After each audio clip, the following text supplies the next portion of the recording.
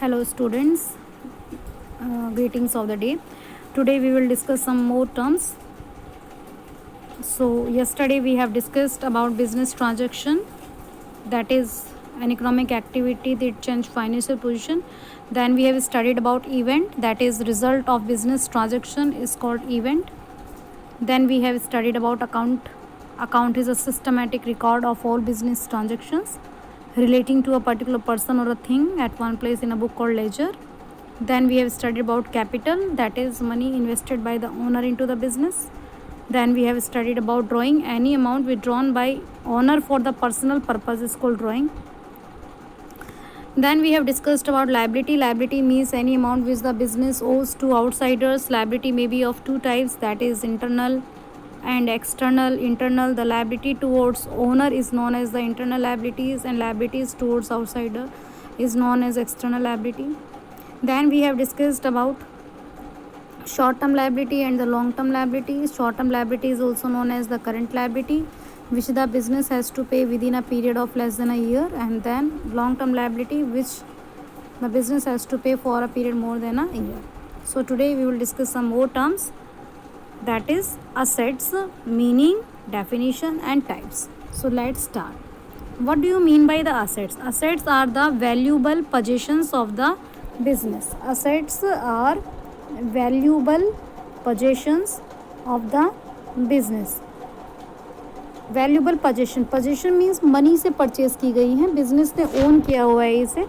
जैसे कि कौन कौन सी होती हैं, लैंड है, बिल्डिंग है, प्लांट है, मशीनरी है, फर्नीचर है, fixtures है. So these are the valuable possessions which are owned by business.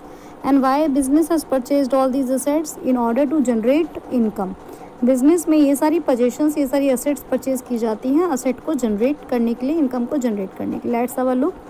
Anything which is in the possession or is the property of a business including the amount due to it from others. इसमें वो amount भी include होगा जो हमें किसी से लेना है.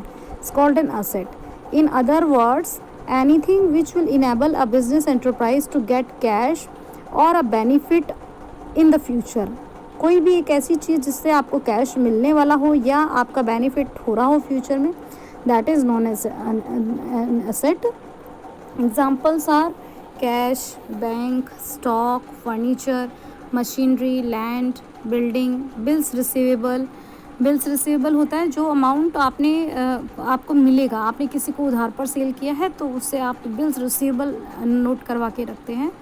और डेटर्स होते हैं वो पर्सन्स जिनको आपने उधार पर सामान बेचा है. Debtors in fact you can say debtors are your customers. तो डेटर्स कस्टमर्स होते हैं, इनको आपने उधार पर सामान बेचा है तो ये आपकी असेट होते हैं. What are the features of the asset? The resources must be valuable. Asset की फर्स्ट फीचर है कि ये वैल्यूबल होती है. It must be owned, business की अपनी होनी चाहिए. And acquired at measurable money cost, और आपने इसे पैसे से खरीदा हो. Now next topic is type of asset. So what are the type of asset? First type is non current assets. Non current assets होती हैं जैसे कि लैंड, बिल्डिंग, प्लांट, मशीनरी, जिनको आप बिजनेस में 1 ईयर से ज़्यादा यूज़ कर सकते हैं और मेनली इनका पर्पज़ इनकम जनरेट करना होता है. Non-current assets are those assets which are held in business for continued use, और मनी इनकम जनरेट करने के लिए ही आप नॉन करंट असेट्स को बिजनेस में रखते हैं. देन आपका आता है non current assets are of 2 types. Non current को आप फिक्स असेट्स ही बोलते हैं. Tangible, intangible. टेंजिबल जिसे आप देख सकते हैं, इंटेंजिबल असेट्स जिसे आप देख नहीं सकते. सो fixed assets which you can see, which you can touch are known as tangible assets. Tangible assets are those assets which can be seen and touched, and intangible assets are those which you cannot touch, you cannot see, but only its feeling can be done. For example, goodwill, patents, copyright, trademarks, computer software, prepaid expenses. Intangible assets को आप देख नहीं सकते हैं. Then आपका आता है current assets. Current assets वो असेट्स होती हैं जिसे मैनेजमेंट जो है 1 ईयर के अंदर कैश में कन्वर्ट कराना चाहता है. करंट असेट्स होती हैं cash, bank, debtors, bills receivable, prepaid expenses होते हैं, किसी को आपने एडवांस में पेमेंट दे रखा है। तो ये आपके हो गए करंट असेट्स। इनके कई सारे नाम हैं। शॉर्ट लिव्ड असेट भी बोलते हैं, आप इनको शॉर्ट लिव्ड भी बोलते हैं, एक्टिव असेट्स भी बोलते हैं, फ्लोटिंग असेट्स भी बोलते हैं, सर्कुलेटिंग असेट्स भी बोलते हैं, करंट असेट्स भी बोलते हैं और शॉर्ट टाइम पीरियड असेट्स भी बोलते हैं। तो ये वो असेट्स होती हैं जिसे मैनेजमेंट 1 ईयर के अंदर कैश में कन्वर्ट कराना चाहता है। ओके, देन आपकी थर्ड कैटेगरी के असेट्स आती हैं फिक्टिशियस और नॉमिनल असेट्स। फिक्टिशियस और नॉमिनल हिंदी मीनिंग होता है इसका, फिक्टिशियस असेट का हिंदी मीनिंग होता है नाम मात्र। Means these exist only in the name, exist only in name, यानी कि ये केवल नेम में ही एग्जिस्ट करती हैं, फिजिकली नहीं होती। तो फिजिकली तो इंटेंजिबल भी नहीं थी, बट फिक्टिशियस असेट को आप सेल नहीं कर सकते, फिक्स असेट को आप सेल कर सकते हो। So this is the basic difference, fictitious or the nominal assets. These are the assets which can not be realise into cash, जिसे आप कैश में रियलाइज नहीं कर सकते। No further benefit can be derive from it. कौन कौन से examples होते हैं इसके? Let us see. Debit balance of P&L account and advertisement expenses. These are some of the examples of fictitious assets. Then comes receipts. Receipts are of two types. Receipts means any amount received by business. Any amount received by business is called receipt. It is of two types. Capital receipt, revenue receipt. C for capital, कभी कभी, occasionally. And R for revenue, R for रोज़ाना, यानी कि regularly receive होती हैं revenue receipt. और capital receipt होती है कभी कभी, जैसे कि लोन लेना कभी कभी होगा। असेट को सेल करना, अब हमारा काम, हमने असेट को परचेज़ किया है मनी जनरेशन के लिए, तो सेल कभी कभी करेंगे। लेकिन रोज़ाना क्या होता है? सेल ऑफ गुड्स को सेल करना, इंटरेस्ट रिसीव करना। तो जो रेगुलरली होती हैं, the amount which we receive regularly is known as revenue receipts, and the amount which we receive occasionally is known as capital receipt. You can look at the examples also. Amount received from the sale of fixed asset, हमने fixed asset purchase की थी money generate के लिए, तो ये आपकी कभी कभी होगा। कैपिटल कंट्रीब्यूटेड बाय ओनर कभी कभी बिजनेस में अमाउंट लगाता है। Amount received by way of loans, तो ये कभी कभी होती है। Capital receipts which the business man receive occasionally, कभी कभी हम इसे रिसीव करेंगे। लेकिन गुड्स को सेल करना, कमीशन मिलना, फीस मिलना, डिविडेंड मिलना, इंटरेस्ट मिलना, ये सारा हमारा डेली का होगा। तो revenue receipts we receive on regular basis. Then expenditure, अब हम कोई भी एक्सपेंडिचर करते हैं तो expenditure are of three types. First is capital expenditure, second is revenue expenditure, third is deferred revenue expenditure.